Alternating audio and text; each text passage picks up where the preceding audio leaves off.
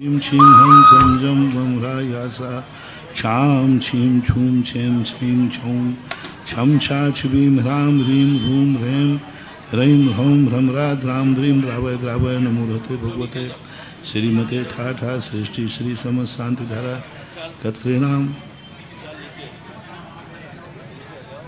विमला क्षत्रिय संजीव स्वतंत्र संदीप लाभेज वेदांत सोना कलेक्शन परिवार श्री रमेश चंद्र जैन श्रीमती सुमेघा विमला प्रशांत लक्ष्य बंडा वाले परिवार सुनीता साजू ऋषा सपन राहुल बाबू प्रियांशी प्रथम अशोक कुमार जैन बांझल परिवार सुशीला देवी सुरेश चंद पब्बा मनोरम पूर्णिमा अजित सारिका अमित आदित्य अविरल समस्त परिवार सुषमा चौधरी आरोग्यार्थम श्रीरस्तु वृद्धिरस्तु तुष्टिरस्तु पुष्टिरस्तु शांतिरस्तु कांतिरस्तु कल्याणमस्तु स्वाहा एवमुष्माकं कार्य सिद्ध्यर्थम सर्वविघ्न निवारणार्थम श्रीमद् भगवत हर सर्वज्ञ परमेष्ठी परम पवित्राय नमो नमः। श्री शांति भट्टारक पाद पद्म प्रसादात सद्धर्म श्री बलायुर आरोग्य ऐश्वर्याभिवृद्धिरस्तु सद्धर्म शौषस्य परशस्य वर्गा प्रसिद्धंतु नः।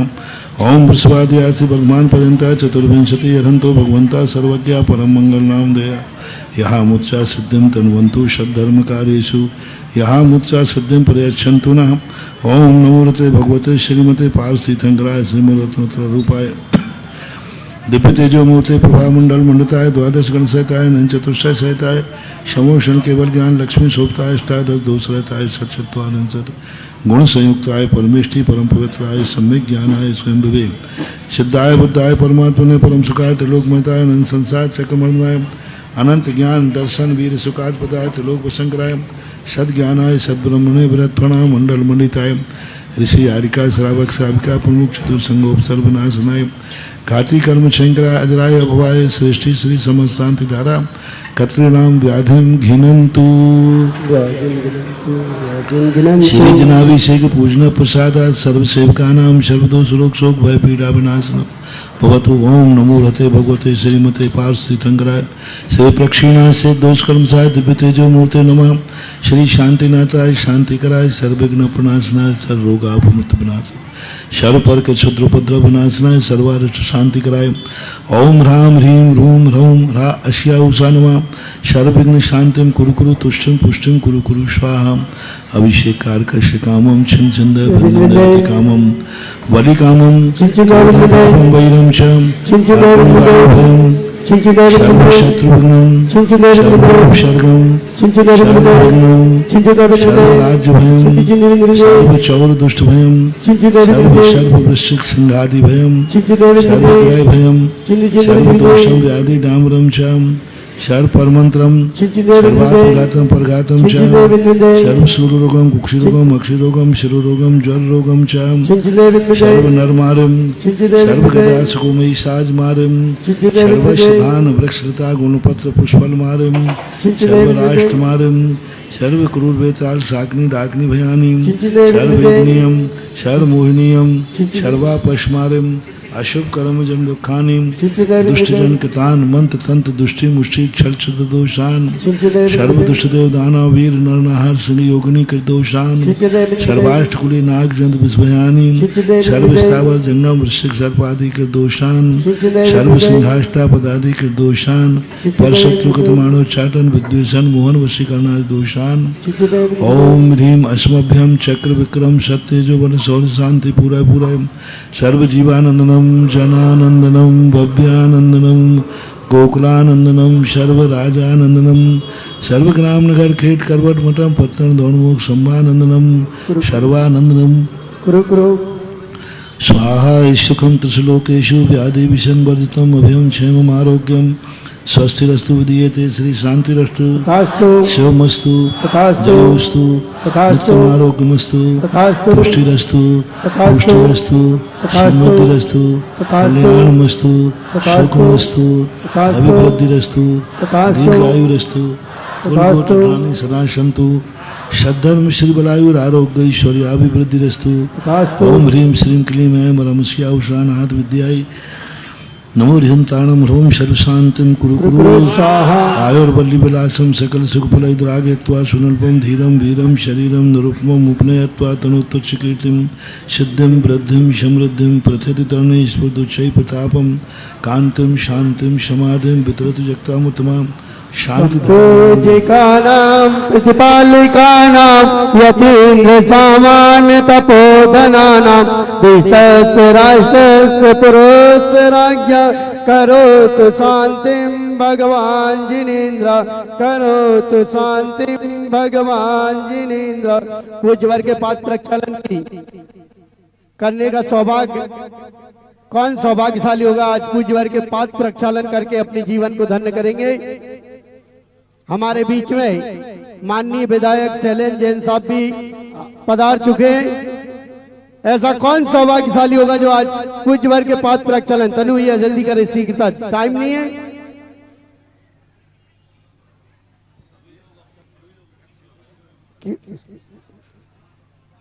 51,551 रुपया 51,551 रुपया आज की पावन शांति धारा का पाद प्रक्षालन करने का सौभाग्य 51,000 1,51,000 विधायक महोदय कुछ बोल रहे हैं।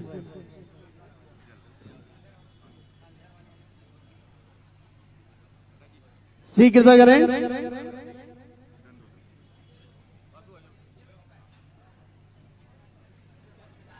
हाँ विधायक अभी 1,11,111 रुपया 1,11,111 रुपया 1,11,111 रुपया दो और 1,11,111 और कोई सौभाग्यशाली पावनशाली पुण्यशाली जो आज पूज्यवर के पाद प्रक्षालन करके अपने जीवन को धन्य बनाएंगे और अपने जीवन को उन्नत बना करके पूज्य गुरु के समर्पित होकर के अपने जीवन का जो लक्ष्य है सिद्ध पद पाना उसको प्राप्त करेंगे। कौन सौभाग्यशाली है गुरु चरण की रज पाना। 1,11,111 रुपया 1,11,111 रुपया 1,11,111 रुपया दो और 1,11,111 रुपया 1,2 और कोई सौभाग्यशाली पावनशाली आज की पावन पाद प्रक्षालन करके अपने जीवन को धन्य करेंगे। समय हो गया पूज्यवर का इशारा हो गया 1,11,111 रुपया 3 ये सौभाग्य श्रेष्ठी श्री माननीय विधायक महोदय शैलेंद्र जैन साहब ने प्राप्त किया है। आए और आकर के पाद प्रक्षालन करने का सौभाग्य प्राप्त करें। परम सौभाग्यशाली हैं। देखिए आज विधायक जी ने भाव बनाए हैं। अभी तक तो समान निवेदन कर रही थी, अब विधायक जी आज निवेदन लेकर के आ रहे हैं सबकी ओर से जैन जैनेतर सभी लोगों की ओर से आज निवेदन करने यहाँ पर आए। भैया जी आपको बता दूं हमारे नगर विधायक महराश्री कमेटी हमारे नगर विधायक माननीय श्री शैलेंद्र जी आपका हम लोगों के हर धार्मिक सामाजिक किसी भी कार्यक्रम में हो आपकी सहभागिता बहुत ही सहज और सरल रहती है। एक छोटे से निवेदन पर एक छोटी सी जानकारी पर भी आप अपना अमूल्य सहयोग और समर्थन हम सभी को प्रदान करते हैं। ऐसे हमारे विधायक जी के सम्मान में एक बार जोरदार करताल ध्वनि से विधायक जी को यहाँ की कमेटी विधायक जी का सम्मान करना चाहती है, उनके भावों का सम्मान कर रहे हैं कि आज उन्होंने भाव बनाए। भैया माइक थोड़ा ठीक करो। आज ऐसे भाव बनाए कि धरती के देवता जिनके चरण कमलों की पूजा करने देव भी आया करते हैं, ऐसे चरण कमल का प्रक्षालन माननीय विधायक श्री शैलेंद्र जैन जी ने आज सौभाग्य प्राप्त किया है। और वो निवेदन कर रहे हैं कि महाराज जी अभी तो जैन समान निवेदन कर रही थी, अब पूरी यहाँ के विधानसभा में जितने भी लाखों लोग आते हैं सबकी तरफ से निवेदन है कि आपका सागर में चातुर्मास हो। पूरी विधानसभा की ओर से निवेदन है और ये पूरे सागर का चातुर्मास होगा। ये निवेदन और भाव लेकर के आए हैं। विधायक जी को माइक पहुंचा दें अपना निवेदन। हमारे विधायक जी महाराज से इसी भावना को लेकर आए हैं। स्वागत करें कमेटी वाले और विधायक जी को। हाँ आज जन जन की भावना है कि सागर हमारे पार्श्वनाथ मंदिर कमेटी के अध्यक्ष भाई इंद्र कुमार नायक जी भाई शैलेंद्र जी का सम्मान हमारे नगर विधायक जी का सम्मान करने के लिए श्री पार्श्वनाथ दिगंबर जैन मंदिर कमेटी के अध्यक्ष आदरणीय श्री इंद्र कुमार जी नायक, भाई श्री तरुण कुमार जी कोयला, चक्रेश जी सिंघई आप जाकर हमारे विधायक जी को सम्मानित करें। और उसके पश्चात हमारे विधायक जी अपनी भावना एक मिनट में आप सभी के बीच रखेंगे कि भाई किस भावना को लेकर आज पाद प्रक्षालन करने आए हैं। हेलो अब हमारे बीच में माननीय विधायक महोदय अपनी भावना रख रहे हैं कि पूज्य वर का चातुर्मास कैसे और कहाँ होगा, ये हमारे विधायक महोदय अपनी भावना रख रहे हैं। बोलिए परम पूज्य मुनिश्री 108 सुधा सागर जी महाराज की। हम सबका बड़ा सौभाग्य है, सागर वासियों को हमेशा से परम पूजनीय आचार्य गुरुवा विद्यासागर जी महाराज का सानिध्य मिलता रहा है, आशीर्वाद मिलता रहा है और उनके परम शिष्य मुनि श्री निर्व्यापक मुनि सुधा सागर जी महाराज का पावन सानिध्य और आशीर्वाद 4 महीने तक हम सबको मिले, ये मैं मुनि श्री के चरणों में बारंबार निवेदन प्रेषित करता हूं। कल चूंकि प्रदेश कार्य समिति थी भोपाल में, मैंने हालांकि मुख्यमंत्री महोदय से आज्ञा चाही थी, लेकिन उन्होंने मुझे आधे टाइम की छुट्टी दी। उन्होंने कहा आप हाफ टाइम से चले जाना, लेकिन उनका हाफ टाइम हुआ 3:30 बजे और जब तक मैं निकल के आया तब तक थोड़ा विलंब हो गया था। आज मैं सुबह सुबह मेरे दिन की शुरुआत आज मुनि श्री के चरणों में आशीर्वाद प्राप्त करने से हुई है। मैं धन्य हुआ हूं और ये धरती धन्य हुई है। अब मुनि श्री का चातुर्मास सागर को प्राप्त हो, ये सब विनती करते हुए एक बार आप सारे लोग जो यहाँ उपस्थित हैं, आप सभी करतल ध्वनि के माध्यम से विधायक जी के बातों का सम्मान करें और विधायक जी समर्थन श्रीफल दें। भेंट करके चातुर्मास का निवेदन कर रहे हैं। और आज एक और देखें, महाराज जी की प्रेरणा से अनेकों लोग संयम के मार्ग पर बढ़े हैं, क्योंकि महाराज जी स्वयं तो संयम का पालन करते ही हैं, लाखों जीवों को इसकी प्रेरणा दे रहे हैं। और आज ऐसे ही एक युवा ब्रह्मचारी, बाल ब्रह्मचारी विवेक भैया जी, इनकी आज ड्रेस चेंज हुई है और संघ में प्रवेश करने जा रहे हैं सुधा सागर जी महाराज जी के। आ जाएं, आशीर्वाद लें। इन्होंने 11 साल सर्विस की नोएडा जैसी जगह पर, और आज ये ब्रह्मचर्य व्रत लेकर हैं, ब्रह्मचर्य व्रत ले रहे हैं महाराज जी से आजीवन के लिए। और संघ में आज से इनका प्रवेश हो रहा है और अनुशासन के पूर्वक इस संघ में रह करके स्वाध्याय करेंगे, महाराज जी के मार्गदर्शन निर्देशन में अपना आत्म कल्याण करेंगे। अब संपूर्ण समाज की ओर से जगत पूज के चरणों में निवेदन होगा, दोनों हाथों को उठा लें, अपने हाथों को श्रीफल बनाएं। एक मिनट पहले, हाँ पंडित जी, एक मिनट अपनी बात रख दें कि महाराज श्री के चरणों में पूरी समाज चाहती है कि महाराज श्री 11 तारीख का कार्यक्रम आपके सानिध्य में हम सभी को मिले। ऐसी भावना कल भी प्रेषित की थी महाराज श्री। नमः सिद्धेभ्यः, जय श्री ओम नमः सिद्धेभ्यः, जय श्री ओम नमः सिद्धेभ्यः। सर्वमंगल मांगल्यं सर्वकल्याण कारकं प्रधानं सर्वधर्माणां जैनम जयतु शासनम। पंच परमेष्टि भगवान के आचार्य श्री गुरुवर कुंद महाराज की, आचार्य श्री गुरुवर विद्यासागर महाराज की, आचार्य समय सागर महाराज की। बोले मुनि पुंगव श्री सुधा सागर जी महाराज की, पूज्य मुनि संघ की।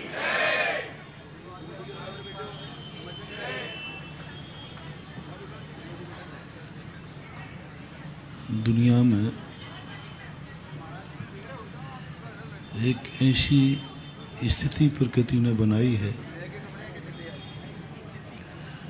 कुछ अधिकार प्रकृति ने अपने हाथ में रखे और अधिकारों के तहत प्रकृति द्रव्य की सत्ता को त्रिकालिक बनाए रखती है। लेकिन कुछ अधिकार प्रकृति ने विशेष रूप से दिए हैं तो जीव को दिए। प्रकृति एक जन्म देती है, प्रकृति एक मौत लेती है, लेकिन प्रकृति जीवन नहीं देती। जीवन हमारे हाथ में, हम किस तरीके के जीना चाहते हैं। जन्म हमारे हाथ में नहीं था, वो अतीत में किए हुए कृत्य पर निर्धारित हो गया। हमसे पूछ करके नहीं हुआ जन्म, वह प्रकृति का नियत दिन आया, हमें खबर ही नहीं हुई कि आज हमारे जन्म का निर्णय होने वाला है। हमें मालूम ही नहीं चला कि मेरी आयु का बंध होने वाला है। मुझे पता ही नहीं चला कि मैं मरण करने वाला हूं। एक ऐसी अनियत छाप लगी, उसी समय जन्म का निर्धारण हो जाता है। उसकी खबर हमारे पास नहीं रहती, हम अनुभव में भी नहीं ला पाते कि मेरे भवांतर के जन्म का निर्णय हो चुका है, आयु बंद हो चुका है। तो वह स्थिति तो अपने एक अनजाने में हुई, हमारे बिना पूछे हमारे जन्म का निर्णय कर दिया गया। हमें सूचना दिए बिना ही हमारे जन्म का निर्णय कर दिया गया। ये बात अलग है कि हमें भली सूचना न दी हो, लेकिन निर्णय हमारे परिणामों पर ही हुआ है। जिस समय जन्म का निर्णय होना था, उस समय हमारा जो परिणाम था, उस परिणाम के अनुसार निर्णय हो गया। वो तिथि, वो समय हमारे ज्ञान में नहीं था। एकाएक प्रकृति ने नियम बनाया कि हमें तुम्हारे जन्म का निर्णय करना है। कब करना है? उसने कहा ये तारीख नहीं बता सकता, मुझे कभी भी निर्णय हो सकता है। और हमारा ऐसे परिणामों के समय निर्णय हो गया जो मैं तैयार नहीं था कि आज का परिणाम जन्म का निर्णय करेगा, आज का परिणाम मेरे आयु बंध का कारण बनेगा, आज का परिणाम मेरे अगले भव का निर्णायक बनेगा। वो हो चुका, अपन सब जन्म ले चुके। आगे के लिए उसने व्यवस्था बनाई कि जन्म तुम्हें बिना खबर के दिया हुआ, लेकिन अब जीवन की तुम्हें खबर देते हैं। जीवन तुम्हारे हाथ में है, तुम किस तरीके से जीना चाहते हो। तुम्हारे जीने का तरीका क्या है? मैं तुम्हें मन देता हूं, लेकिन मन में सोचने का विषय नहीं दूंगा। वो तुम्हारा फैसला है कि मन से तुम्हें क्या सोचना है। मैंने तो तुम्हें मन दिया है क्योंकि तुमने कभी कोई अच्छा कार्य किया था, तुमने किसी के संबंध में अच्छा सोचा था, तुमने इस संबंध मन में कभी भगवान के गुणों का स्मरण किया था, तुमने इस मन में कभी संसार के परोपकार की भावना पाई थी। इस मन से तुमने कोई ऐसा अच्छा कार्य किया कि प्रकृति ने तुम्हें मन दे दिया। अब इस मन से तुम्हें क्या विचार करना है, इस मन का क्या उपयोग करना है, ये फैसला प्रकृति ने अपने हाथ में नहीं रखा, हमारे और आपके हाथ में दे दिया। बुद्धि सबको दी है। डाकू के पास भी बुद्धि होती, बहुत बुद्धिमान होता है वो। पुलिस से भी ज्यादा बुद्धि डाकू के पास होती है, क्योंकि बुद्धि जब भी कमाई जाएगी कोई अच्छे परिणामों से कमाई जाएगी। जितने पापी होते हैं सब पूर्व जन्म का बहुत बड़े बड़े पुण्यात्मा होते हैं, पुण्य करते हैं। एक भी पाप बिना पुण्य के संभव नहीं है। रावण का अतीत उठा के देखो, क्या पुण्य कार्य किए हैं। किमिक्षिक वरदान, उसने अपने राज्य में किसी की आंख में आंसू नहीं आने दिया, इतना करुणावान था। उन्होंने किसी को दर्द नहीं रहने दिया। उसके धर्म की बातें देखो, ऐसे ही नहीं मिल गई उसको सोने की लंका, ऐसे नहीं मिल गया उसके पास अतुल बल, ऐसे नहीं मिल गया उसको विद्याधर की श्रेणियों में जन्म। जब भी किसी व्यक्ति के पास कोई वैभव देखो तो नियम से तुम इतना तो जरूर समझ लेना कि ये पूर्व जन्म का बहुत बड़ा पुण्यात्मा रहा है, क्योंकि आज इसके पास सब कुछ है। और जब किसी को गरीब देखो, दुखी देखो, तो निश्चित समझना कि पूर्व जन्म का पापी रहा है। पूर्व जन्म का जितने भिखारी होते हैं ना, ये पूर्व जन्म के टाटा बिरला डालमिया से कम नहीं होते। इनका इतिहास उठाओ, बहुत बड़े आदमी होते हैं, बहुत कुछ इनका वैभव होता है। जैसे रावण का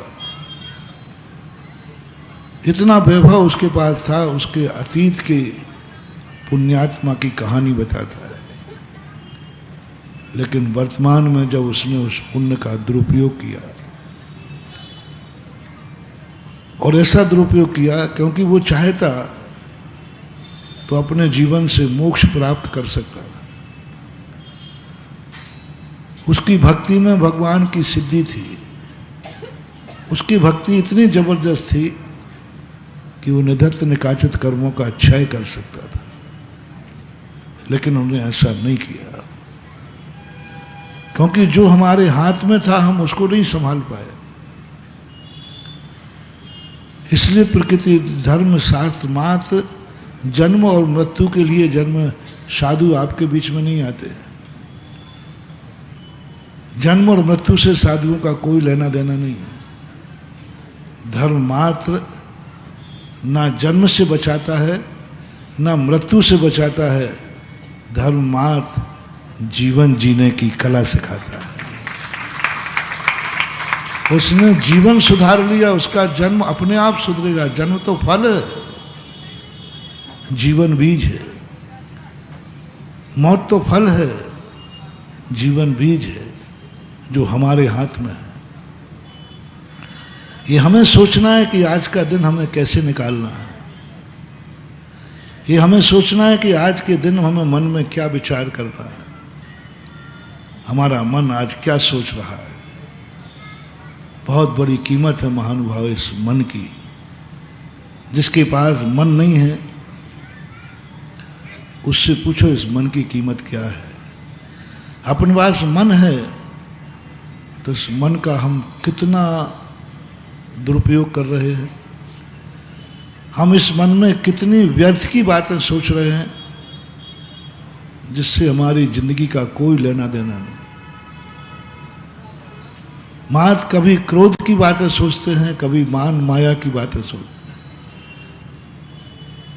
और मन के अंदर इतनी ज्यादा व्यर्थ की बातें अपनी चलती रहती हैं जिनसे हमारा कोई भी संबंध नहीं है, कोई लेना एक न देना दो, लेकिन मन में वही चलता है। और कभी कभी तो मन इतना विकृत हो जाता है कि भगवान की भक्ति में भी वही चलता है, सामायिक में भी वही चलता है, जाप में भी वही चलता है। 24 घंटे वो घर कर लेता है, कितने भूलने का प्रयास करे, दिमाग में वही बात घूमती रहती है। और जब व्यक्ति मन को साधारण स्थानों पर तो दुरुपयोग करता ही है, धर्म और धर्मात्मा के संबंध में जब नकारात्मक सोच होता है मन में, समझ लेना चाहिए ये मन तुम्हारा अंतिम भव का है, अगले भव में आपको असंगी होना है। असंगी होना निश्चित है, क्योंकि मन ने एक ऐसी चीज को पकड़ लिया है, जैसे कल मैंने कहा था, धर्म तो हमने अनंत बार समझा, लेकिन धर्मात्मा को नहीं समझ पाया। धर्म तो हमने चाहा, लेकिन हम धर्मात्मा नहीं बन पाए। हम अच्छाई को जानते हैं, लेकिन हम अच्छे आदमी नहीं बन पाते।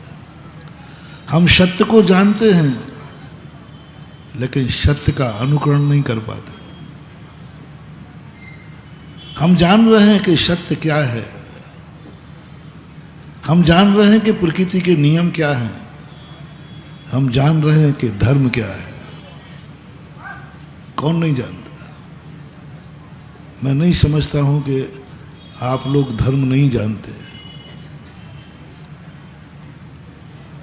भारत में जन्म लेने वाला हर व्यक्ति धर्म को जानता है।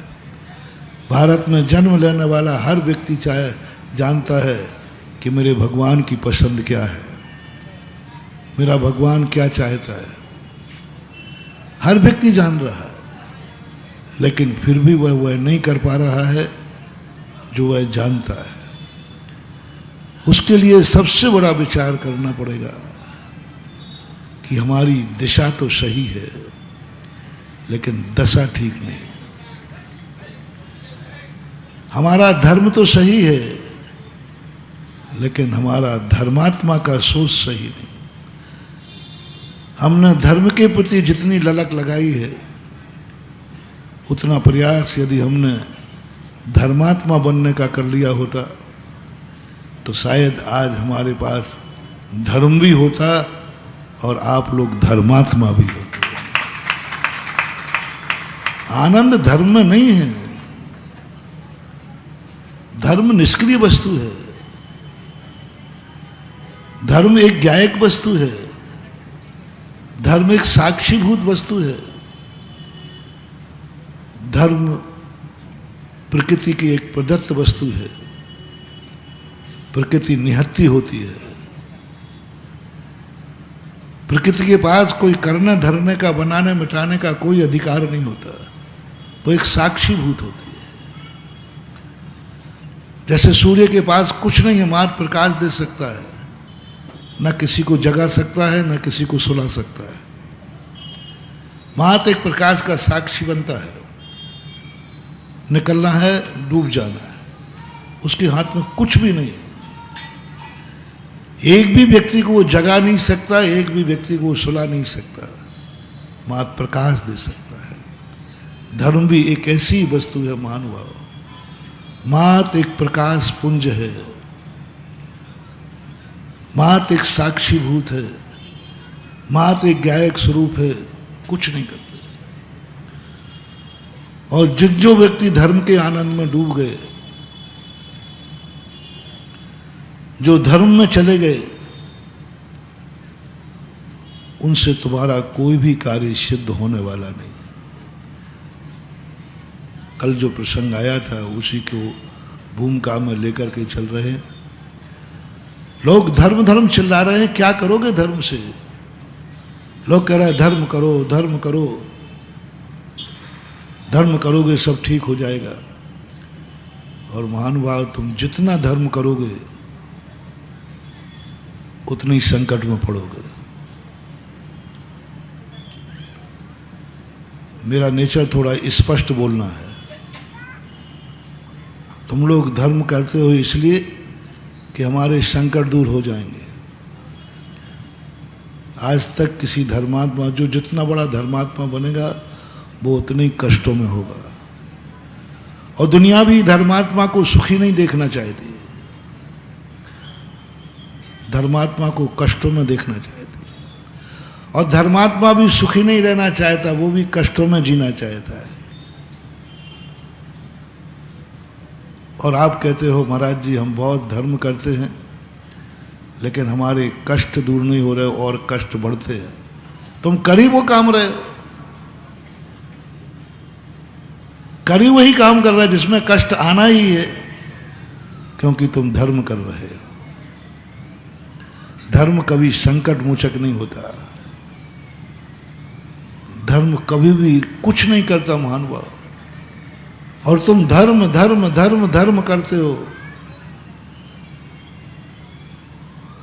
आप तो एक व्यक्ति बताओ, सारी दुनिया में कौन सी पिक्चर पसंद आती है? वो पिक्चर सबसे ज़्यादा हिट होती है जितनी ज़्यादा हीरो की दुर्दशा होती है।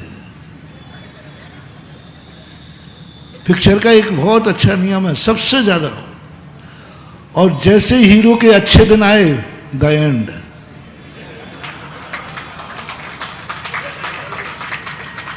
पिक्चर कब तक चल रही है? जब तक हीरो की धुलाई हो रही है, जब तक हीरो कष्टों में है, जब तक हीरो पर संकट है, तब तक पिक्चर चरम सीमा पर होती है। और जैसे ही पिक्चर में हीरो का संकट खत्म,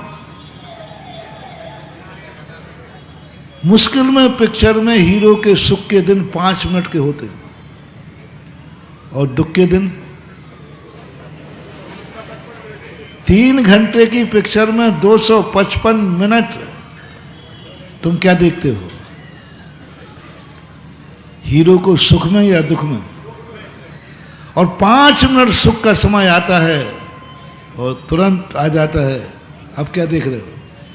मजा ही खत्म हो गया। मजा तो जब है जब हीरो दुख में रहे। पिक्चर का आनंद तो जब है जब हीरो दुख में रहे। शिक्षा तो जब मिलती है जब हीरो दुख में रहे। एनर्जी तो जब मिलती है जब हीरो दुख में रहे। शरीर के अंदर सोई हुई शक्तियां जागती हैं। जितना जितना हीरो संकट में रहेगा, आपकी जिंदगी में वाइब्रेशन होगा, आपकी जिंदगी की शक्तियां जागेंगी, आपकी सोई हुई शक्तियां जागती हैं। ये कोई ऐसे ही नहीं बनाई जाती पिक्चर। अभी मैं धार्मिक रूप तुम्हें दे रहा हूं। बहुत बड़ा वाइब्रेशन होता है। हीरो को जितने संकट में डरोगे और खलनायक जितना सुखमय रहेगा, जितना ताकतवान रहेगा, जितना अत्याचार करेगा, उतना ही तुम्हारे अंदर शक्तियां बढ़ेंगी। दोनों चीजें बहुत बड़ा मोटिवेशन दे रहा हूं मानव। आपके सोच से बिल्कुल विपरीत है। अपना दुश्मन, अपना खलनायक, संसार का दुष्ट, अत्याचारी, राक्षस जितने भी हों, इन सबको प्रकृति बलशाली बनाती है और बलशाली ही पापी बनता है। मैंने पहले कह दिया, बहुत बड़ा पुण्य किया होगा तब वो बलशाली बनता है। चाहे हिटलर हो, चाहे हिरण्यकश्यप हो, चाहे रावण हो, चाहे दुर्योधन। इनका बलशाली होना जरूरी है आपके हित में। यदि वो बलशाली नहीं होगा तो वो आपको दुख नहीं दे पाएगा। वो ताकतवान नहीं होगा तो वो आपको दुखी नहीं कर पाएगा। और धर्मात्मा जब तक दुखी होगा नहीं, वो कभी सुखी नहीं हो पाएगा। ये ध्यान रखना। वो ऊंचाइयां कभी नहीं पा पाएगा। यदि तुम्हें धर्मात्मा बनना है तो सबसे पहला निर्णय करना, मैं दुख झेलने को तैयार हूं, मैं आग में कूदने को तैयार हूं, मैं आंसू बहाने के लिए तैयार हूं, मैं दर दर की ठोकरें खाने को तैयार हूं, मैं सब कुछ करने को तैयार हूं, बस मुझे धर्मात्मा बनना है। इसलिए मैं धर्म की बात नहीं कर रहा हूं। कल मैंने कहा था, बुंदेलखंड तो शुरू से धर्म को जानता आया है। धर्म के संबंध में रावण से ज्यादा कोई नहीं जानता था। धर्म का सबसे बड़ा ज्ञान था रावण के पास, नीतियों का ज्ञान, धर्म शास्त्र का ज्ञान। जैन दर्शन और वैष्णव दर्शन, दोनों दर्शनों के अनुसार रावण सबसे ज्यादा धर्म का ज्ञाता था, नीतियों का ज्ञाता था। बस कमी एक बात की थी कि वो धर्मात्मा नहीं था। क्योंकि धर्म को जानने वाला व्यक्ति दुख में कांप जाएगा, दुख के क्षण आते ही कांप जाएगा, वो धर्म को भी छोड़ के भाग जाएगा। आपने यदि धर्म को बहुत अच्छी तरह समझा है, आप मत समझना कि तुम धर्म को पकड़े रहोगे थोड़ी सी विपरीत परिस्थिति आती तुम धर्म को फेंक दोगे,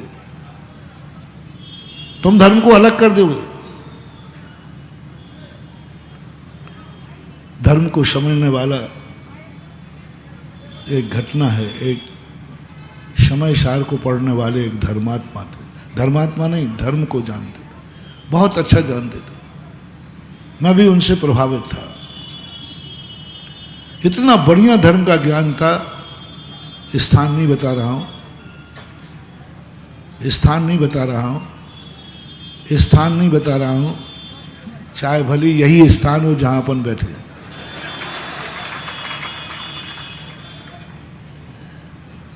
स्थान नहीं बता। बहुत अच्छा उनका उपदेश लगता था, बहुत अच्छा बोल। एक दिन उनको फोड़ा हुआ, फोड़ा होते ही डॉक्टर साहब भी उनके नेचर को जानते थे, तो उन्होंने छुआ तो डॉक्टर साहब बहुत दर्द हो रहा है, थोड़ा धीरे करना। तो डॉक्टर साहब कहते आत्मा तो अजर अमर अविनाशी है, आत्मा को तो कोई कष्ट होता ही नहीं, आत्मा तो शरीर से भिन्न है, आत्मा अलग है पंडित जी साहब और शरीर अलग है। ये होते ही और उन्होंने जोर से दबा दिया। अब जोर से दबाते ही वो दर्द तो हुआ ही होगा, और जोर से दबाते का आत्मा अलग है, आत्मा अजर अमर है। उनके कहा भाड़ में जाए वो आत्मा, यहां तो प्राण निकल रहे हैं। वो शब्द अभी भी गूंज रहा है मेरे कान में। क्या निकला शब्द? जिंदगी भर समय सार पड़ा, जिंदगी भर धर्म को समझा, जिंदगी भर धर्म की ऋचाएं पढ़ी, धर्म को सूत्र समझा, द्रव्य गुण पर्यायों से समझा, लेकिन धर्मात्मा नहीं बन पाया। धर्मात्मा न बनने के कारण थोड़ी सी भी संकट आ गया,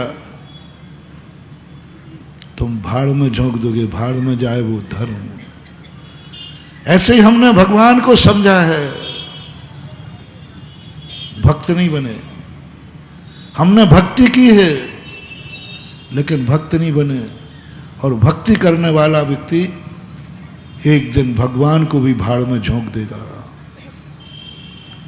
भक्ति करने वाला व्यक्ति, यदि तुम भगवान की अच्छी भक्ति करते हो तो मुझे आपसे डर है कि एक दिन तुम भगवान को भी उठा के फेंक सकते हो। रावण भगवान की भक्ति करता था, बहुत भक्ति, उस जैसी भक्ति किसी ने आज तक नहीं की।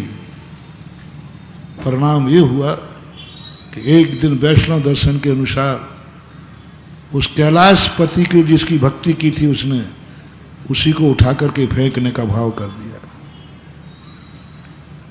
उसी को उठाकर फेंकने, क्योंकि भक्ति की थी, भक्त नहीं बना था। अपन लोग भी अनादि काल से भक्ति है तो खूब की है अपन ने, क्योंकि भक्तियों में हमें उपलब्धि होती है, भक्तियों में माल मिलता है, भक्ति से हमें वरदान मिलता है, भक्ति से हमें वरदान मिलता है, इसलिए हम भक्ति कर लेते हैं, लेकिन भक्त नहीं बन पाते। क्योंकि भक्त बनने के लिए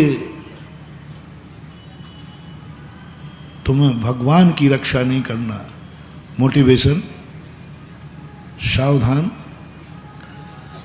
भक्ति करने का अर्थ है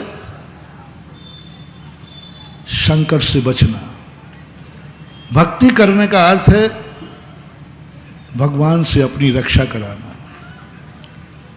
भगवान मेरी रक्षा करें।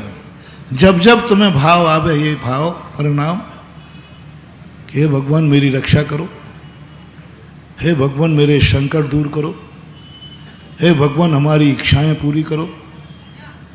चाहे माला फेरते समय, चाहे नमोकार मंत्र पढ़ते समय, चाहे गुरु की भक्ति समय, किसी के प्रति भी, चाहे अपने माता पिता के प्रति, जब जब तुम्हें ये भाव आवे कि मेरे माता पिता मेरी रक्षा करेंगे, माता पिता की वसीयत मुझे मिलेगी, माता पिता का आशीर्वाद मुझे मिलेगा, मेरा जीवन अच्छा होगा, मेरा जीवन अच्छा होगा, मेरी इच्छाओं की पूर्ति होगी। अभी दमोह के अंदर मैंने 15 दिन इसी बात को लेकर कहा, कहाँ चूक हो रही है जो हम सत्य को जानते हुए भी सत्य का आनंद नहीं ले पा रहे। हम भगवान को जानते हुए भी भगवान का आनंद नहीं ले पा रहे। हम धर्म को बहुत निकट हैं, फिर भी वह धर्म आनंद नहीं दे पा रहा है। मूल कारण जो मैंने बताया था वहां, क्या आपके मन में कोई भी इच्छा अपनों से बड़ों से पूर्ति कराने का है क्या? सब लोग सोचना, नोट करना। कोई भी इच्छा, बच्चे की दूध पीने की इच्छा, बच्चे के लिए किसी भी कोई भी चीज, आप भी सब बच्चे हैं, थोड़ी देर के लिए बच्चे बन जाओ। आप नहीं बनो तो बनो, विधायक जी आप थोड़ी देर के लिए बच्चे बन जाना। विधानसभा में नहीं, वहां तो तुम विधायक ही रहना है, थोड़ी देर के लिए। चलो तुम्हारी छोड़ो, तुम्हारे साथ मैं भी बच्चा बनता हूं, कोई बड़ी बात नहीं। बड़ों के सामने बच्चे बनने में मानहानि नहीं है। क्या है बोलो ना? बालम विहाय जल संस्थित मिंदु मिम्मोह मन्या का एक क्षति जना सहसागिरी। तुम पूज्यवर मान तुंग आचार्य भगवान के सामने कहते, भगवान लोग मुझे साधु कहते हैं, आचार्य कहते हैं, जगत पूज्य कहते हैं, भगवान ये सब झूठ बोल रहे हैं, मैं तो आपके बालक हूं। बोले क्या सबूत है? बोले बालक ही तो कठौती में चंद्रमा की छाया को सच्ची छाया मान लेता है। बोलो मैं बालक हूं कि नहीं? क्या गजब का उदाहरण। पूज्यवर मानतंग आचार्य महाराज ने भगवान को भी छका दिया। भगवान मैं झूठ बोलूं तो आप बताओ कौन कोई व्यक्ति आकाश के चंद्रमा को छू नहीं सका, तो माँ ने कहा ये बालक है, ये कुछ नहीं जानता। तो एक कटोरे में पानी भरा, बोले देख ये चंद्रमा तेरा आ गया, ये आ गया। अब वो बालक जब उस चंद्रमा से खेलता है तो छाया मान के खेलता है कि सही मान के? उसको सही की अनुभूति होती है। और दुनिया से कहता है, तुम कह रहे थे चंदा मामा दूर के बहुत दूर है, देखा मेरी माँ ने लाके दिखा दिया। तुम लोग कहते हो चंद्रमा बहुत ऊपर है, वहां कोई जा नहीं सकता, वो कभी नीचे आ नहीं सकता, और देखा मेरी माँ ने लाके दिखा दिया। वो माँ के प्रति कितना श्रद्धा से भर जाता है। सारा जगत जो चंद्रमा को नीचे नहीं ला सकता, मेरी माँ ने ला दिया, और उसको वो ही आनंद होता है कि साक्षात चंद्रमा आ गया थाली में। मानतंग आचार्य पूछते हैं भगवान से, भगवान बोलो ये हरकत समझदार की है कि बालक की है? और मेरी तो हरकत देखो, मैं भी बालक हूं, आप सिद्धालय में बैठे हो और मैंने मचल गया कि मुझे भगवान चाहिए, भगवान चाहिए। तो माँ ने कहा भगवान आ गया, चल मंदिर में चल। और मंदिर में जैसी वेदी पर देखा तो साक्षात भगवान बैठे थे, और भगवान को देखकर मेरी अनुभूति हुई यही भगवान है। जैसे बालक को कठौती के चंद्रमा की छाया में साक्षात चंद्रमा के आनंद की अनुभूति होती है, ऐसे ही भक्त को जब मूर्ति के सामने खड़ा होता है तो साक्षात भगवान की अनुभूति होती है छाया वो, है प्रतिबिंब वो, है मूर्ति वो, लेकिन अनुभूति क्या हो रही है? बस इसलिए मैं बालक हूं ना, इसलिए अपन सब बालक बन जाते हैं। बन गए ना? कोई बड़ा तो नहीं है। और जो आज बड़ा बनेगा उसका नाम धृतराज होगा, और जो बालक बनेगा आज उसका नाम श्री राम होगा, मानतंग आचार्य होगा। अपन बोलो क्या बन जाए थोड़ी देर के लिए? बालक बन जाए, बिल्कुल बन जाओ, कोई बात नहीं। अब बालक बन करके बस एक बहुत कठिन नियम है जो बड़े लोग भी नहीं पाल पाते, मुनि बनने के बाद भी नहीं पाल पाते, बहुत बुजुर्ग होने के बाद नहीं पाल पाते। एक नियम देना है तुम्हें कि हम बड़े जब भी मिलेंगे उनके सामने हम कोई इच्छा की पूर्ति नहीं कराएंगे। वो साधना तो बहुत बड़ी है जो इच्छा उत्पन्न ही नहीं हो पाए, वो शायद तुम पूरी नहीं कर पाओगे। वो साधना तुम नहीं कर पाओगे कि इच्छाएं ही ना उठे, मन के अंदर कोई इच्छा ना उठे।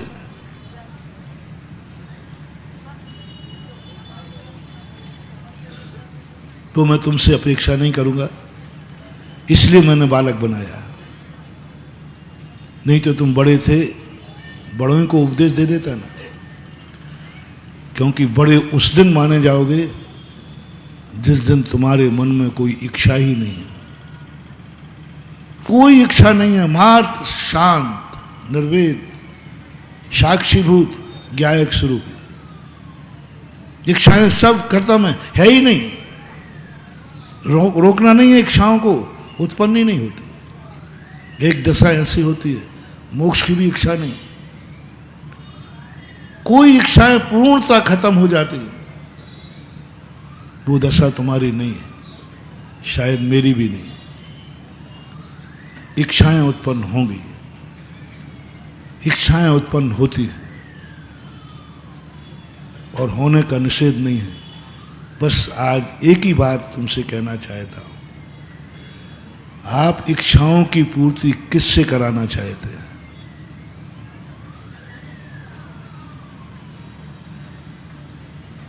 गरीब की धन की इच्छा होगी,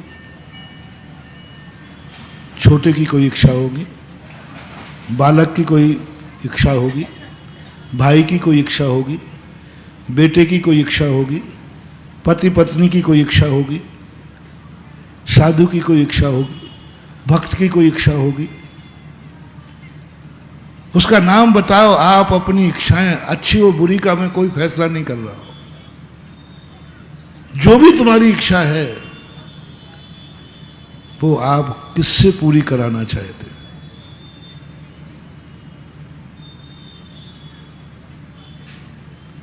स्वयं करना चाहते हैं? ये गलती कर मत बैठना, क्योंकि स्वयं ने जब जब इच्छा पूरी की है तब तक व्यक्ति का नाश हुआ है। क्योंकि तुम बोलते जाओ, जल्दी बोलते जाओ, क्योंकि तुम बालक हो। और बालक ने जब जब अपनी इच्छाएं पूरी की हैं तब तक उसका नाश हुआ है, तब तक उसका नाश हुआ है। क्योंकि बालक की इच्छा कभी अच्छी हो ही नहीं सकती, क्योंकि बालक है। इसलिए आज एक नियम लेना कि मेरी इच्छाएं तो होंगी, लेकिन मैं कभी उनकी इच्छाओं की पूर्ति स्वयं नहीं करूंगा, कभी नहीं करूंगा। इच्छाएं होने दो, लेकिन जब पूर्ति करने की बात आए तो स्वयं निर्णय मत लेना, क्योंकि बालक की इच्छा तो मिट्टी खाने की होती है। संसारी व्यक्ति की बालक की इच्छा तो बुरे कार्य करने की होती है। अच्छे की इच्छा तुम्हारी हो ही नहीं सकती। पूज्यवर कुंद कुंद स्वामी की घोषणा है,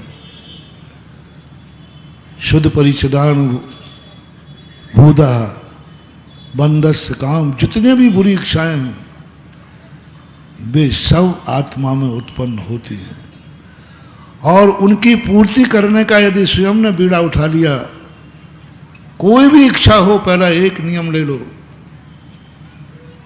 मेरी कोई भी इच्छा होगी मैं स्वयं पूरा नहीं करूंगा, उसको पूर्ण करने के लिए कोई पुरुषार्थ नहीं करूंगा, उनको पूर्ण करने का कोई भाव नहीं करूंगा, चाहे इच्छा पूरी होवे या ना होवे। अब ये तो पक्का हो गया, इच्छाएं तो होंगी, हर व्यक्ति इच्छा, पक पक पर इच्छाएं हैं। और हम दूसरा स्टे ऑर्डर दे रहे हैं कि आप उन इच्छाओं को अपने से समर्थवान पूज्यवान से पूरी कराने का भाव मत करना। और बड़ों से मेरा कहना है, अपने छोटों की इच्छाएं कभी पूरी मत करना। जब जब छोटों के मन में ये भाव आवे कि मेरी इच्छा मेरी माँ करे, पिता करे, जो भी तुम्हारे संबंधी है, महाराज करे, भगवान करे महानुभाव, तुम इतना पतन होगा, तुम्हारा इतना पतन होगा कि तुम्हें कोई उठाने वाला नहीं मिलेगा। क्योंकि तुमने क्या भाव किया है, मेरी इच्छा मां पूरी करे। गौर करना, मेरी इच्छा पिता पूरी करे, मेरी इच्छा भगवान पूरी करे, मेरी इच्छा नमोकार मंत्र पूरी करे, मेरी इच्छा गुरु का आशीर्वाद करे। और पहले ही फैसला कर चुके हैं। तुम कौन हो? जल्दी बोलते जाओ, बार बार बोलना पड़ेगा। तुम कौन हो? बालक की इच्छा अच्छी होती है बुरी? मुंह से बोलो, पीछे वाले नहीं बोले। बालक की इच्छा अच्छी, सब लोगों के पास बालक है, तुम भी बालक थे, तुम्हें होश नहीं है, लेकिन अब तुम्हारे तो बालक हो गए ना। बोलो, तुम्हारे छोटे अबोध बालक की इच्छाएं अच्छी होती हैं कि बुरी? और बुरी इच्छा को तुम किससे पूरी कराना चाह रहे हो? माँ बाप से, गुरु से, भगवान से, धर्म से। समझ लेना, उससे भी ज्यादा पापी तुम हो जो अपनी इच्छा स्वयं पूरी कर रहा था। क्योंकि तुमने तो और गंदे कार्य में ले लिया भगवान को, बड़ों को हर्ष अपनी इच्छा पूरी कराने के लिए। आज यही हो रहा है। आज तुम धर्म नहीं कर रहे हो, सबसे ज्यादा डबल पाप कर रहे हो। पाप करने में इतना बड़ा पाप नहीं है, उस पाप की, उस बुरी इच्छा की पूर्ति आप अपने पूज्य पुरुषों से करा रहे हैं। एक बहुत बड़ा चोर था, दो चोर थे, और दोनों चोरों को भगवान पर बड़ी श्रद्धा थी, बहुत आस्था थी, बहुत सब, इतना श्रद्धा, इतना समर्पण, इतना विश्वास कि शायद हम मुनियों का विश्वास भी उसके विश्वास के सामने शायद कम पड़े।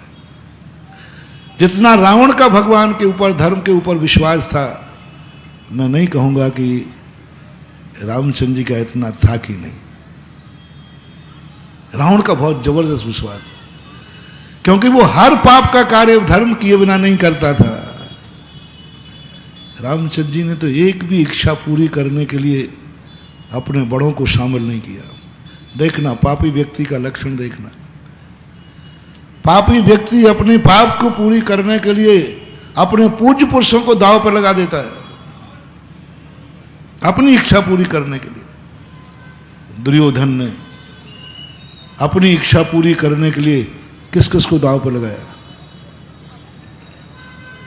पिताश्री को तो लगाई, ताश्री को, द्रोणाचार्य को, गुरुदेव को, कृपाचार्य को, बेचारे मित्र कर्ण को, सबको लाइन पे लगा दिया। मां दुर्योधन के अंदर एक दुर्गुण था, एक दुर्गुण था, अपनी इच्छा पूर्ति करने के लिए वो सबको दांव पर लगाता था। और इच्छा के विरुद्ध यदि कोई चल गया तो नाराज होता था। अपनी इच्छा पूर्ति के लिए, मात्र अपनी इच्छा के लिए पिता को दांव पर लगा दिया। आज धृष्टराज को सारी दुनिया निंदा की दृष्टि से देखते हैं। उस धृष्टराज को निंदनीय किसने बनाया? दुर्योधन ने। दुर्योधन ने बाध्य किया। धृष्टराज इतने गंदे आदमी नहीं थे,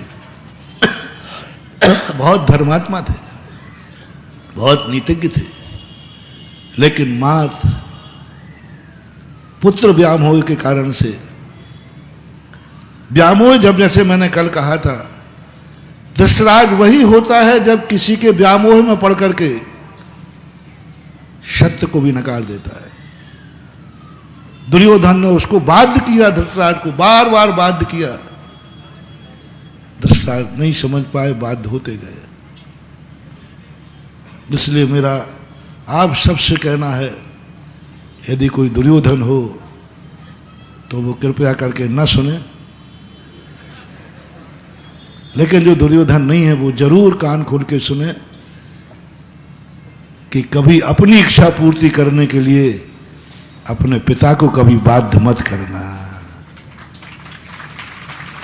इच्छाएं लेकर के मर जाना, लेकिन उन इच्छाओं की पूर्ति अपनों से, बड़ों से कभी मत कराने का प्रयास करना। भाव ही मत लाना। इच्छाओं की पूर्ति यदि वो करेंगे। और बड़ों से मेरा कहना है, छोटों की इच्छाएं पूरी करने के लिए कभी भाव मत करना, नहीं तो तुम ही धृतराज हो। मैं क्या करूं, मेरा इससे मोह है, इसकी इच्छा के विरुद्ध में मैं कुछ नहीं कर सकता, उसकी इच्छा की पूर्ति करूंगा।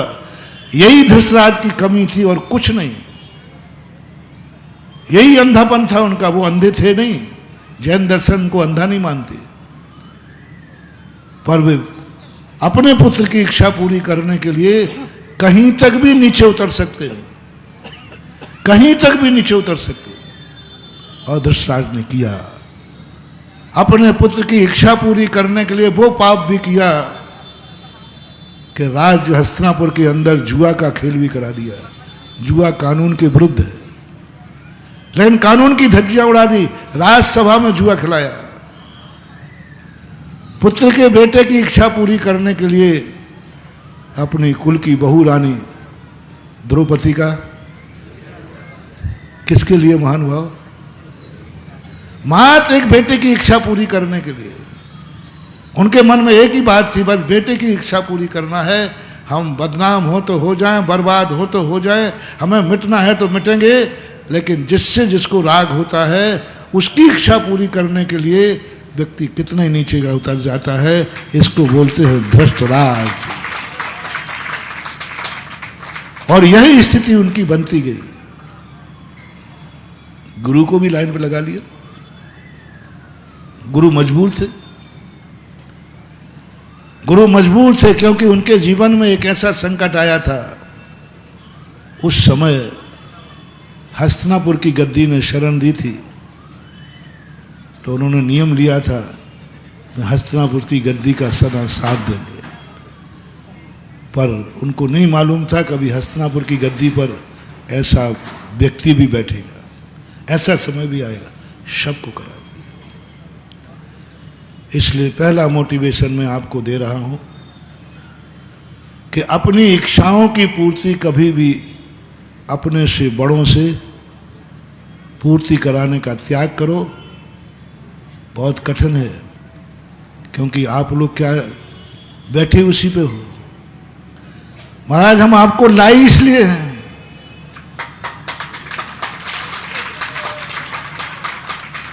आप आ जाओगे तो हर व्यक्ति अपनी अपनी इच्छाएं पूरी करने की सोच रहा है। कल से मैं सुन रहा हूं, महाराज आप यहाँ हो जाओ तो ये कार्य हो जाएगा, यहाँ हो जाओ तो ये कार्य हो जाएगा, यहाँ हो जाए तो ये कार्य होगा। मैं कल से घबरा रहा हूँ, कहीं मैं दुर्योधन की सभा में तो नहीं आ गया।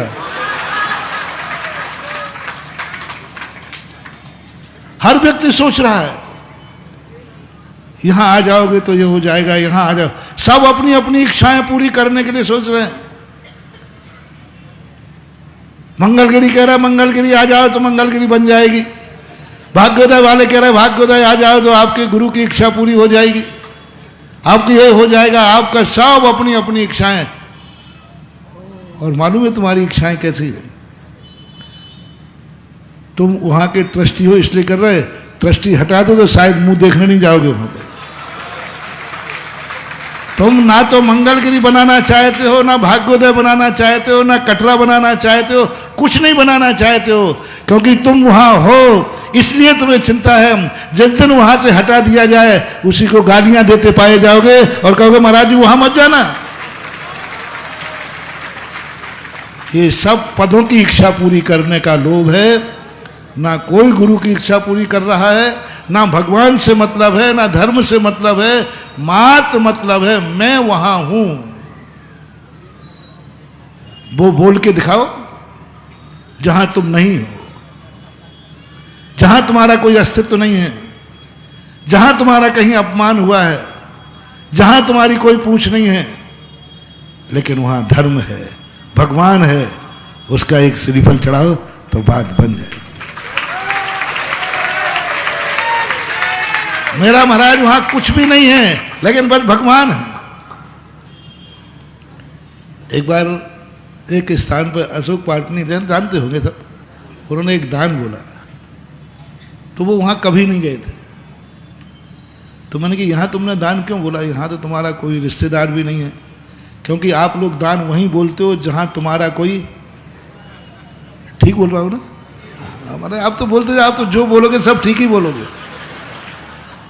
सभा में आंख पकड़े पत्थर फेंक दो, जिसको लगेगा वो सही लगेगा।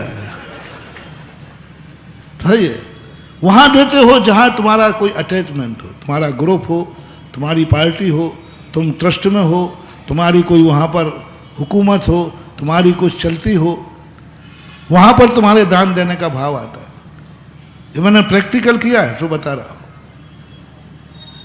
ऐसा भी हुआ एक बार, एक व्यक्ति ने चातुर्मास में पूरी कमेटी ने उससे 5,000 रुपये का दीप प्रज्वलन नहीं करा पाए। एक बार 11,000 का दीप प्रज्वलन होता था, तो उससे कराने के लिए कमेटी ने कहा कि 5,000 कर दो, उसने नहीं किया। तो मैंने समझा कि भाई शक्ति नहीं होगी, समर्थ नहीं होगा, और लोग प्रतिदिन के महाराज जी वो दीप प्रज्वलन कर दे, तो मैंने भी कोई ध्यान नहीं। मैं बिहार करके दूसरे गांव में पहुंचा तो उसने 5 लाख रुपए की बोली ले ली। मैंने ऐसी आंखें की, मैंने कहा कोई डबल रोल तो नहीं है, देखा वो ही था। अब मुझे तो विकल्प आ गया, मैंने कहा भाई बात क्या है, मैं तो वही हूं ना। महाराज नहीं बदले, महाराज तो वही थे, वहां भी थे और यहां भी थे। और यहां भाई तूने, बोले महाराज आपको मालूम नहीं है। मैंने कहा वही पता करना है। बोले महाराज मालूम यहां मेरी ससुराल है। तो मैंने कहा ससुराल है तो मतलब? बोले महाराज ससुराल में दिखाना है कि मैं तुम्हारा महाराज का भक्त हूं, ससुराल में दिखाना है कि मैं दान। अब आप लोगों से पूछता हूं, वो दान धर्म का माना जाए या ससुराल का? पुण्य कितना लगेगा? ससुराल को 5 लाख देने का जो पुण्य है वही लगने वाला है, क्योंकि आपकी दृष्टि में क्या है? यहां मेरी ससुराल है, यहां मेरा अटैचमेंट है, यहां मैं कमेटी में हूं। कई लोग दान देते समय होते अभी यहां मत बोलो, यहां अपन कुछ नहीं है, यहां क्या लेना देना, यहां शांति धारा मत लो, यहां अपन को कोई लेना देना कोई मतलब नहीं, अपना क्या स्वार्थ है? अपन तो वहां देंगे, अपना ट्रस्ट तो वो है, अपना मंदिर तो वो है। एक घटना और घटी। आप जी मैंने कहा ना, सुबह का तो एग्जाम होता है और शाम को पढ़ाई होती है।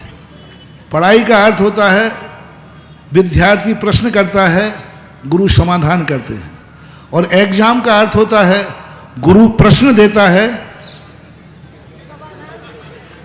उत्तर आपको देना है। अब आपसे पूछ रहा हूं, क्या यह दान की कोटि में लिया जाए? दूसरा उदाहरण देता हूं। पालकी निकल रही थी, यथार्थ घटना है। भगवान जी बैठे थे, एक व्यक्ति एक नारियल लाया, उसमें 100 का नोट रखा था, तो मेरी तरफ बढ़ा। तो मैंने कहा कि ये नारियल तो ठीक है, समझ में आ रहा है, लेकिन 100 को नोट क्यों रखे? मुझे मालूम नहीं था इतना ज़्यादा ज्ञान। तो मैंने कहा ये मुझे 100 का रुपया देगा। मैंने कल्पना कर ली, ये 100 का रुपया मुझे देगा या चढ़ाएगा, तो मैं इसको कहूँगा मूर्ख, इतनी समझ नहीं है कि महाराज को रुपया नहीं दिया जाता। मैंने प्लानिंग बना ली कि मैं क्या क्या कहना है 5 सेकंड में ही। लेकिन उसने तो यूं यूं किया, ना तो नारियल चढ़ाया ना 100 रुपये चढ़ाए। अरे मैंने कहा इसने तो झुंझुना पकड़ा दिया। अब मैंने उसका पीछा किया दृष्टि से कि कहीं ना कहीं तो चढ़ेगा, या दिखाने के लिए। तो आगे जो पालकी चल रही थी, तो मैंने कहा शायद हम भगवान के सामने थे, तो बड़ों को चढ़ाना हमारी सभ्यता है। मैंने कहा भगवान आपको चढ़ेगा ये नारियल रुपया। तो उस पालकी के सामने भी उसने यूं यूं किया और चला गया। मैंने कहा भगवान आपको भी नहीं। पीछे दूसरी पालकी जा रही थी, उस पालकी के अंदर जाकर के उसने श्रीफल भी चढ़ाया, नोट भी दिया, और कोई बाजू में लिखने वाले चल रहे थे, वो जो भी होता हो, और वहां नोट भी दे दिया। और साष्टांग नमस्कार किया। मैंने कि पीछे वाले भगवान में कोई दम है? बनिया ने नारियल चढ़ाया, नोट दिया, नमोस्तु किया, इसका अर्थ दम है। फिर मैंने दोनों भगवानों से पूछा कि भगवान आप लोग अलग अलग हैं क्या? और काकताली न्याय से दोनों भगवान की पालकी में शांतिनाथी थी। फिर मैंने कहा अंतर क्या है, अंतर क्या है? अब मुझे तो एक बार दिमाग पे खुली चल जाए तो मैंने अंत में उसको बुला ही लिया। मैंने कि भैया इतना बता दे, मुझे नहीं चढ़ाया तो इसका कोई दुख नहीं है? क्योंकि वह ठीक है साधु, आगे वाले भगवान में कमी क्या है बस इतना से बता दे, और पीछे वाले भगवान में अच्छाई क्या है, क्योंकि मैं जानना चाहता हूं, क्योंकि मेरी बुद्धि काम नहीं कर रही। तो कहता महाराज जी आपको मालूम नहीं है? वही बता दे। ये पीछे वाले जो भगवान हैं वो मेरी गोट के, मेरे मंदिर के हैं, और आगे वाले भगवान मेरे मंदिर के नहीं हैं। ओहो, मैंने कहा भगवान अब निपटो। त्रिलोकीनाथ दोनों दरवाजे पे खड़े हैं, दोनों दरवाजे पे भगवान खड़े हैं, लेकिन इतना मोह ये मेरी गोट का मंदिर है। और उसने श्रीफल भी दिया, नमस्कार भी अच्छी तरह किया। आपसे पूछता हूं, उसने भगवान को दान दिया या अपनी गोट को दान दिया? जैसे आप लोग वोट देते हैं ना पार्टी को, कई वोटें ऐसी होती हैं जो व्यक्ति को नहीं मिलती, पार्टी को मिलती है। पार्टी वोटर होते हैं, वो कोई भी खड़ा करो। ऐसे ही हमारी समाज में भी पार्टी वोटर हैं, जिनका काम ही एक है कि हमारा संबंध कहाँ है, भगवान से मतलब नहीं। अरे मैंने कि भाई ज्यादा ताकत नहीं थी तो 50-50 करके कर देता। हाँ, शक्ति नहीं है, लेकिन ये भी तो तेरे दरवाजे खड़े थे, ये भी पालकी तो तुझे खड़ी थी। झूठ मत बोलना, ये हो रहा है कि नहीं, होता है कि नहीं, बस फिर तुम कल के दिन कहोगे हमने इतना दान दिया, उसका फल तो कुछ नहीं लिखा। तुमने दान दिया ही नहीं है, ससुराल को दान दिया है, गोट को दान दिया है, और सागर इससे वंचित नहीं है, दुनिया इससे वंचित नहीं है। इसलिए आज बहुत दान हो रहे हैं, बहुत मेहनत कर रहे हैं, बहुत धर्मात्मा बने, साधुओं की भी सेवा खूब जम के हो रही है, लेकिन फल कुछ भी नहीं मिल रहा है, फल कुछ भी नहीं मिल रहा है। हर व्यक्ति अपनी इच्छा पूरी कराना चाह रहा है, हर व्यक्ति का एक ही भाव है कि मेरी इच्छा पूरी हो, जहां मेरा नाम हो, मेरी हुकूमत हो, मेरा कोई अस्तित्व हो, वहां दान दूंगा। वहां महाराज चतुर्मास करो। कहां सागर कहां है? विधायक जी थोड़ा हाथ भाई नहीं आता। मैं 2 दिन से सागर ढूंढ रहा हूं, पहले नहीं ढूंढा सागर मैंने, हालांकि मैं सागर वर्षों से जानता हूं, लेकिन इतनी अकल कहां थी कि मैं सागर को खोजूं। अब ढूंढ रहा हूं सागर कहां है, मुझे सागर ही नहीं मिल रहा। ये तो कटरा है, ये तो कटरा है। इधर जाऊं तो वो मोराजी है, उधर जाऊं तो वो मंगलगिरी है, इधर जाऊं तो भाग्योदय है, उधर इधर जाऊं तो भगवानगंज है, और कहां कहां सागर कहां है? गोपालगंज है, गोपालगंज है, उधर जाऊं तो मकरोनिया है। सागर कहां है? सागर कहां है? ये तो कटरा है। झूठ मत बोलो, कटरा बोलो। अरे यहां तक है कि मैं जब वहां बैठता हूं तो गौराबाई है, और यहां बैठता हूं तो कार्य मंदिर है, इतना तक सीमाएं हैं। सागर कहां है?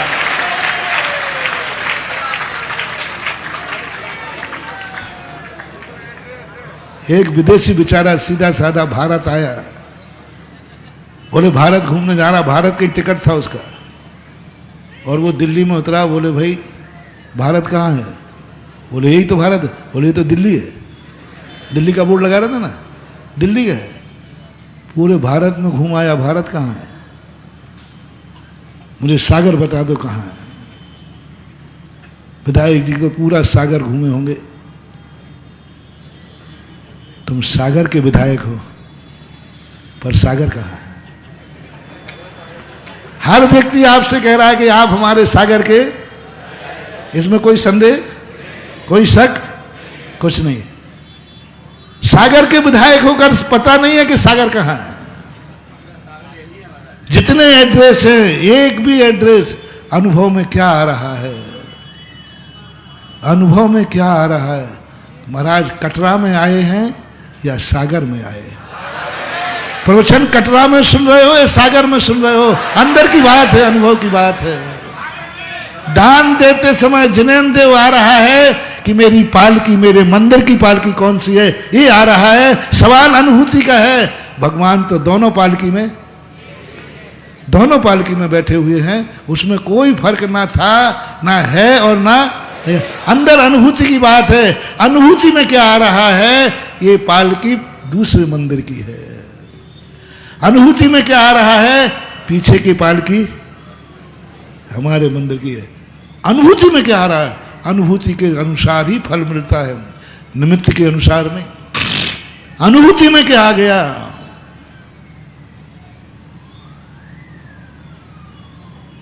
अनुभूति में आ गया। और जब तुम्हारी अनुभूति में जो आ रहा है, मैं तुरंत समझ जाता हूं ये मेरे भक्त नहीं है। मैं उस 5 लाख पर खुश, वो 5,000 पर भी मैं खुश हो जाता। और यहां कितने दिए उसने, तो भी मैं खुश नहीं हुआ, क्योंकि मैंने कहा ये भक्त नहीं, ये तो ससुराल को दे रहा है, ससुराल को दिखा रहा है कि मैं भी दानी हूं। सभी लोग अपनी अपनी गिरेबान झांको। क्या आज तक यही तो नहीं होता आया है? यही तो अपन सब करते नहीं आए हैं? अनादिकाल से सब कुछ यही तो नहीं हो आया है? धर्म मिला, धर्मात्मा मिले, धर्म किया, लेकिन हम धर्मात्मा नहीं बन पाए। धर्म तो किया है। वो 100 रुपया उसने दान दिए हैं कि नहीं? घर नहीं ले गया वापस, दिए हैं, लेकिन उसने लग गया ये मेरी गोट का है। मेरा भगवान होता तो मेरा भगवान तो आने वाला भी है, मेरी गोट का है। और आज ये जहर पूरे भारत में हो गया। इतनी मेहनत कर रहे हैं आप लोग, क्या मेहनत करते हैं? आपकी मेहनत देखकर घर बार छोड़कर, परिवार छोड़कर मंदिर बना रहे हैं, मंदिरों की सेवा कर रहे हैं। कौन सा वेतन मिलता है यहाँ से? कमेटियों के लिए इतनी मेहनत करके मंदिर बनाते हैं, कौन सी सेवा मिलती, क्या मिलता है यहाँ से? कुछ नहीं मिलता। फिर भी तुम्हें कुछ नहीं मिलना, क्योंकि तुम इसलिए बना रहे हो कि तुम वहां के ट्रस्टी हो। तीर्थ क्षेत्र कमेटी की मीटिंग हुई, तब मेरे पास लोग आए, बोले महाराज जी आप तीर्थ क्षेत्र कमेटी के लिए कुछ करिए। बहुत कहा, मैंने किया। दूसरे चुनाव में जब आए, दूसरी का अध्यक्ष आ गया, वो कहते आप कुछ करिए। मैंने कि पहले वाला कहाँ गया? जितने निर्वर्तमान अध्यक्ष होते हैं उतनी रुचि अध्यक्ष पद के हटने के बाद मीटिंग में आने दिखा दें, आज सारे देश का उद्धार हो जाएगा, मेरी गारंटी है। जो नया बना है वो अनुभवी है कि जो पुराना है वो अनुभवी है?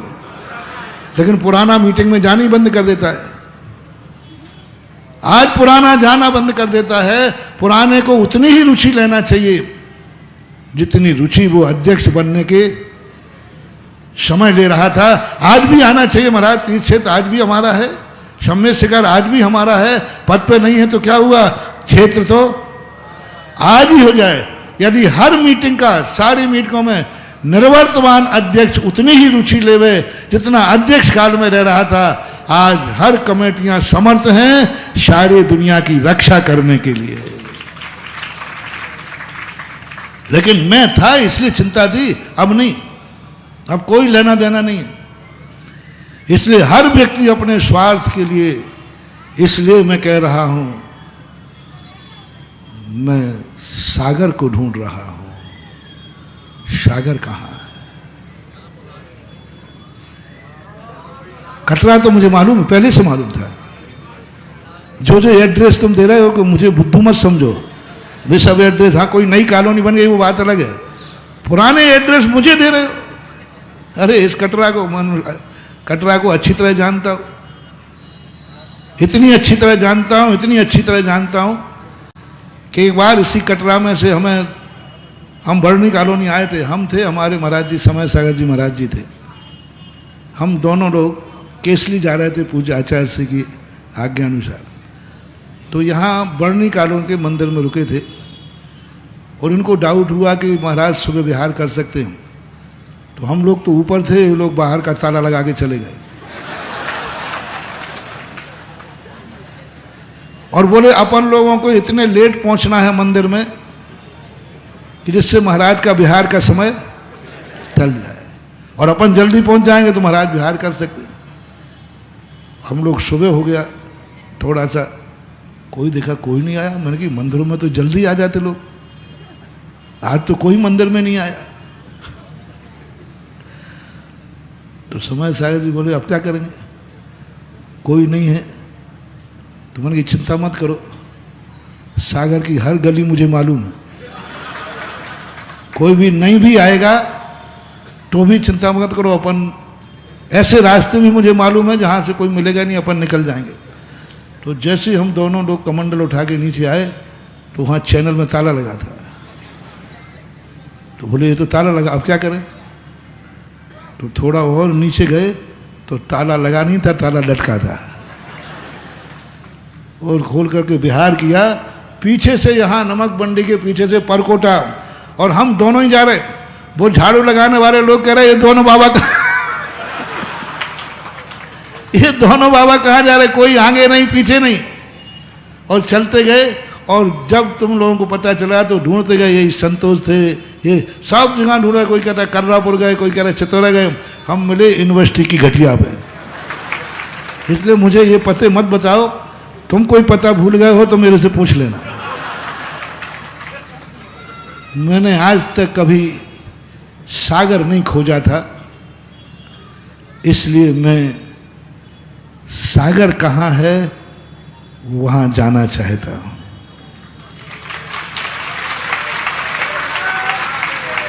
सागर कहाँ है, मुंह से नहीं, अनुभूति की बात है। कटरा कमेटी वालों से पूछ रहा हूं कि मैं सागर में हूं या कटरा में हूं। आप लोग मत बोलें, कटरा कमेटी से पूछ रहा हूं। अंदर से पूछना, झूठ बोले कौआ काटे। अंदर से पूछो कि कटरा में है महाराज की सागर में है। क्या इतना बड़ा अनुभव, क्या आप अपनी जिंदगी में एड्रेस बना सकते हो कि मैं सागर का हूं, मुझे सागर में रहना है, मुझे सागर में दान देना है। मुझे ये मतलब नहीं कि मंगलगिरी क्या है, भाग्योदय क्या है, मुझे ये मतलब नहीं कि कटरा क्या है, मोराजी क्या है। मुझे एक ही मतलब है, जहां जैनेन्द्र देव हैं, जहां मेरे गुरु हैं, वही सागर है। पर इससे ज्यादा मैं कुछ नहीं जानता, कुछ नहीं जानता मैं इससे ज्यादा, मुझे पता ही नहीं है। कोई पूछता है तो मैंने जो उदाहरण दे रहा था अशोक पाटनी से कहा, मैंने कि यहाँ तुम्हारा कौन है जो तुम दान दे रहे हो, इतना बड़ा दान दे रहे हो। मैंने कि कोई रिश्तेदार होंगे, क्योंकि अब मुझे तो वही पड़ी थी कि ससुराल होगी तभी देगा होगा। तो मैंने यहाँ कौन है तुम्हारा, बोले मैंने कोई नहीं। कभी जिंदगी में आए हो, बोले कभी नहीं आए। कल आने की उम्मीद है, बोले कभी नहीं आना। तो फिर तुम इतना बड़ा दान क्यों दे रहे हैं, किसको देखकर। बोले महाराज मेरा तो कोई नहीं है, आना भी नहीं। तो फिर इतना बड़ा दान क्यों दिया, बोले आप बैठे हो ना, और जैनेन्द्र देव के मंदिर में है ना, बस ये मंदिर जैनेन्द्र देव का है और आशीर्वाद आपने दिया है। बस ये दो रिश्तेदार जहां हैं वहीं हमारा धन है। ये दो रिश्तेदार जहां हैं वहीं हमारा धन है, वहीं हमारा दान है। हमें कोई मतलब नहीं हमारा कोई है कि सबसे बड़े रिश्तेदार कौन है, भगवान और गुरु है। जहां ये दो हैं वही मेरा स्थान है। ऐसी अनुभूति जिस दिन हो जाए, इस दिन तुम भगवान के बेटे बन जाओगे, गुरु के बेटे बन जाओगे और भगवान की वसीयत तुम्हारे नाम हो जाएगी। बेटे बनो और अनुभूति में आ जाए। महाराज किसकी कस्टडी में बैठे हैं? महाराज कहाँ बैठे हैं? महाराज मेरे मंदिर में आए, जिसका मैं ट्रस्टी हूं, उसमें आए कि नहीं? कल भी कहा था मैंने, दोपहर में शायद शाम को। वो परंपरा जब तक चलती रहेगी महानुभाव, तुम खूब मेहनत कर रहे हो, लेकिन ईमानदारी से पूछो सत्य क्या है। तुम्हें वहाँ थोड़ी हुकूमत मिल गई है, पद मिल गया है, ट्रस्टी हो, थोड़ा तुम्हारा वहाँ बकर अच्छा रूप होता है, तुम्हारी चलती है, इसलिए तुम टाइम दे रहे हो, इसलिए दे रहे हो।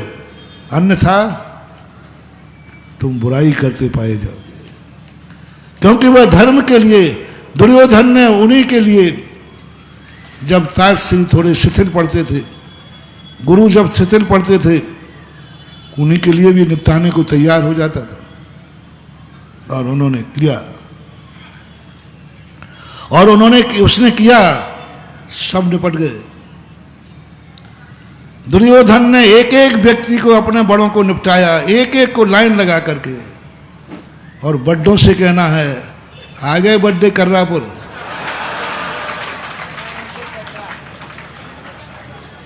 आगे बड्डे कटरा में, थोड़ा नाम बदल दें। यदि तुम बड्डे की अनुभूति कभी हो रही हो, कभी तुम्हें छोटे की अनुभूति हो रही हो कि मैं छोटा हूं, तो एक मोटिवेशन है, अपनी इच्छाएं कभी बड़ों से पूरी नहीं। और यदि कभी तुम्हें ये अनुभूति हो रही हो कि मैं बड़ा हूं, तो कभी छोटों की इच्छा पूरी मत करना। यदि कभी अनुभूति हो रही हो कि मैं इससे बड़ा हूं, मैं इसका बाप हूं, मैं इसका बड़ा भाई हूं, मैं इसका बड़ा हूं, कुछ ही प्रकार की अनुभूति हुई हो, मैं इसका गुरु हूं, कोई भी अनुभूति हो रही हो, तो नियम ले लेना कि अपने से छोटे की कभी इच्छा पूरी मत करना, अन्यथा तुम्हारा वही हाल होगा जो धृतराज का हुआ, वही हाल होगा जो ताजश्री का हुआ, वही हाल होगा जो द्रोणाचार्य का हुआ, वही हाल होगा जो कृपाचार्य का हुआ, वही हाल हुआ जो कर्ण का हुआ, और वही हाल होगा जो हस्तिनापुर का हुआ। ये दोनों के दोनों मोटिवेशन एक करके चलना, छोटे की अनुभूति, अलग की अनुभूति। और अपना वो मूल प्रसंग कल का ध्यान रखना, धर्म और धर्म की ललक है तुम्हें, इसलिए तुम बहुत बड़ी स्थिति में पड़ रहे हो। आज समय हो गया, यदि कल यहाँ रहा तो कल अपन फिर सुनेंगे। कल का तो है शायद, है ना? कल का कहाँ है?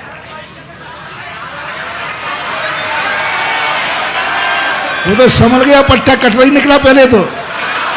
मैंने कहा भाई कल का समय कहाँ है? तो पहले कटरा निकला, बड़े सागर सागर सागर सागर।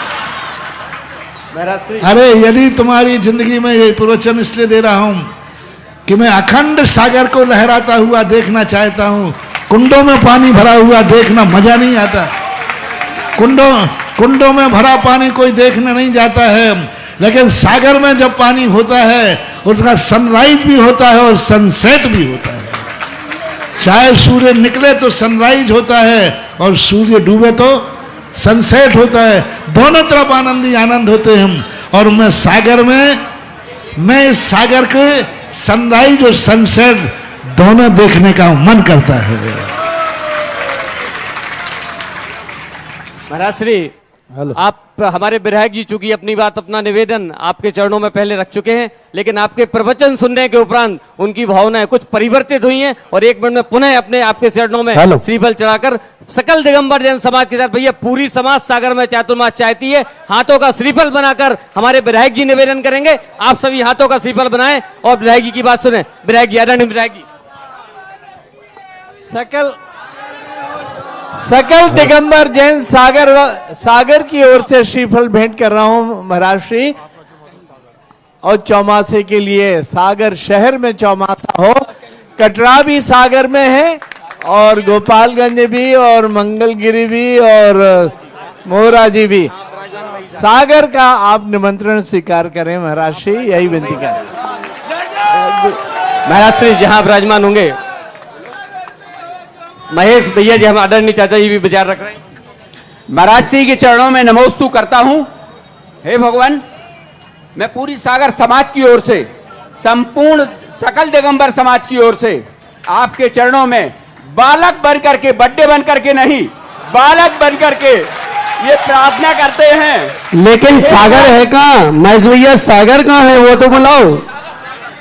सागर तो आपके चरणों में है, और यहाँ के ये आपके पूरी समाज बालक सभी लोग सामने बैठी हुई है, और आज आपके चरणों में निवेदन करती है, हमको बालक बनना सिखाएं, हमको धर्म बनना सिखाएं, हमको राम बनना सिखाएं। ये हमारी अभिलाषा है, और एक प्रार्थना मैं आपसे सागर समाज की ओर से कर रहा हूं। और अगर हमारी प्रार्थना सही है तो पूरी समाज अपना हाथ ऊपर उठाएगी कि हे भगवान, आपकी पर्सनैलिटी के हिसाब से भाग्योदय तीर्थ के अलावा हमारे पास कोई जगह ही नहीं है, इसलिए आपका चौमासा भाग्योदय तीर्थ में हो। और अगर ये समाज इस बात को मंजूर करती है तो दोनों हाथ ऊपर उठा करके प्रार्थना करें कि भाग्योदय तीर्थ में ही आपका चौमासा हो, और हम आपके बच्चे हैं। अगर हम लोगों से कोई गलती हुई है तो हम पूरी समाज के जवाबदार व्यक्ति होने के नाते, भाग्योदय ट्रस्ट के जवाबदार व्यक्ति होने के नाते आपसे हम क्षमा मांगते हैं, क्षमा मांगते हैं, क्षमा मांगते हैं। महेश भैया एक शब्द और बोलो कि जहाँ आप बैठे हैं वही भाग्योदय है, वही मोहरा जी है, वही कटरा है, वही सागर है। अगर आप इसमें एग्री हैं तो महाराज जी ने जो प्रवचन दिया है वो हम सबके लिए है, हम सबके जीवन के निर्माण के लिए है, और गुरुओं के द्वारा ही हमें आदेश मिलते हैं। भगवान को हमने देखा नहीं, भगवान तो इनने बताए हैं भगवान कहाँ है, तो हम इनकी एक एक बात का अक्षय से पालन करेंगे। सभी लोग हुई हैं उनको भी दूर करेंगे। सभी लोग एक साथ बोलेंगे कि महाराज जी जहाँ आप बैठे हैं वही सागर है, और जहाँ आप रहेंगे वही हम लोग सब रहेंगे। हम इसी भावना के साथ भी करें कि यही सागर है। आपके चरणों में ये श्रीफल अर्पित करते हैं। संपूर्ण समाज पुनः एक बार हाथ उठा करके नमोस्तु करे, नमोस्तु भगवान, नमोस्तु भगवान। ओम, सुनो भैया, हेलो हेलो हेलो जिन्वाणी के ज्ञान थे, हेलो हेलो जिन्वाणी के ज्ञान थे,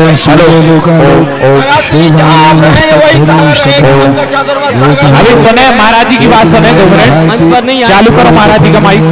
भैया मंच पर ना चढ़े, मंच की एक कैपेसिटी होती है, आप सभी नीचे रहें। देव भजो अरिहंत को, गुरु सेवा निर्ग्रंथ, दया धर्म पालू सदा यही मोक्ष का पंथ। नवान नमोकार मंत्र।